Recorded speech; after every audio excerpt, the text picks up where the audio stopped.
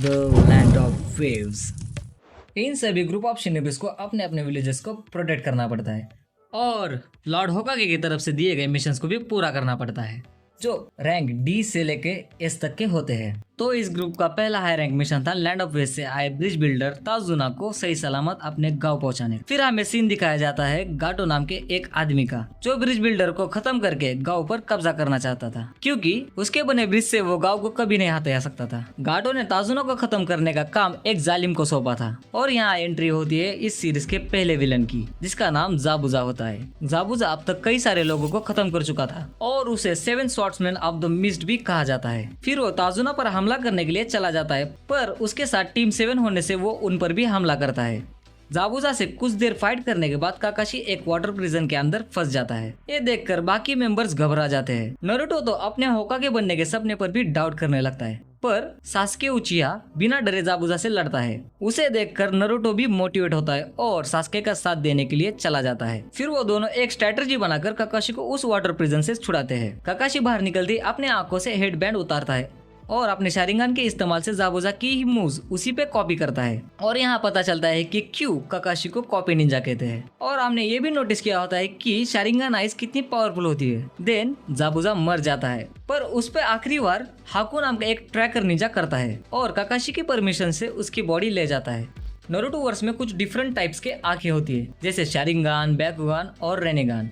ये आंखें बहुत ही रेयर एंड पावरफुल होती है और इन तीनों आइज की अपनी अपनी अलग एबिलिटीज होती है। Back to the topic. फिर हमें हाकू को जाबुजा से बात करते हुए दिखाया जाता है, जो अब तक मरा नहीं था और ये ट्रैकर निंजा उसी का पार्टनर होता है। और इस चीज का एहसास होते ही काकाशी आगे आने वाले खतरों के लिए अपने स्टूडेंट्स को अपने अपने चक्रा पर कंट्रोल करना सिखाता है। और इसी दौरान सास्के एंड नारुतो के बीच थोड़ी बहुत बॉन्डिंग होने लगती है। चक्रा कंट्रोल ट्रेनिंग के दौरान एक बहुत ही ज्यादा खूबसूरत लड़की की मुलाकात नारुतो से होती है और नारुतो को उस पर क्रश हो जाता है। पर वो लड़की असल में एक लड़की नहीं बल्कि एक लड़का होता है, जो लड़की से भी ज्यादा सुंदर होता है। देन एक हफ्ते बाद काकाशी का शक सच होता है और जाबुजा ब्रिज बिल्डर एंड टीम 7 पर फिर से हमला करता है, लेकिन इस बार उसके साथ हाकू भी था। काकाशी जाबुजा से लड़ता है और साकुरा ताजुना ब्रिज बिल्डर को प्रोटेक्ट करती है। नारुतो एंड सास्के हाकू से लड़ते हैं और इस फाइट में सास्के बेहोश हो जाता है, उसे बहुत चोट लगने के कारण। ये सब देखकर नारुतो को बहुत ही गुस्सा आता है और उसके अंदर का 9 टेल चक्रा बाहर आने लगता है। फिर वो हाकू का मास्क तोड़ देता है, जिससे उसे पता चलता है कि ये वही सुंदर लड़का है। लेकिन नारुतो उसे मारने की जगह एक सवाल पूछता है कि वो ये सब क्यों कर रहा है। तो हाकू कहता है कि वो ये सब जाबुजा के लिए कर रहा है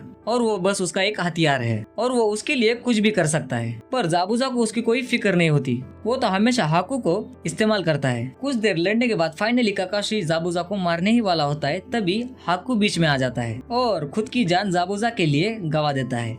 ये देखकर नारुतो जाबुजा पर चिढ़ता है और उसे एहसास करवाता है कि हाकू के लिए वो कितना स्पेशल था और उसे लगातार खरी खोटी सुनाता रहता है, जिससे जाबुजा इमोशनल होकर नारुतो से कहता है कि तुम्हारे कहे हुए शब्द किसी तलवार से भी ज्यादा वार कर रहे थे। ये वही जाबुजा है जिसने गेनिन एग्जाम में अपने ही दोस्तों को मारा था और उसका इस दुनिया में हाकू के अलावा कोई और नहीं था। उसके जाने से वो डीमन अब डीमन नहीं रहा था, वो अब अपने इमोशंस दिखाने लगा था। तभी गाटो गांव पर हमला करता है और साथ ही मरे हुए हाकू की इंसल्ट करता है अपने पैरों से उसे लात मारकर, जो देखकर जाबुजा को बहुत गुस्सा आता है। फिर वो अपने दोनों हाथ गंवाने के बावजूद लड़ता रहता है। बाद में गाटो से लड़ने के लिए नारुतो एंड गांव वाले ब्रिज पर आते हैं और उन्हें हराते भी है, पर अब बहुत देर हो चुकी थी, क्योंकि जमीन पर गिरा जाबुजा अब कुछ ही सांसों का मालिक था।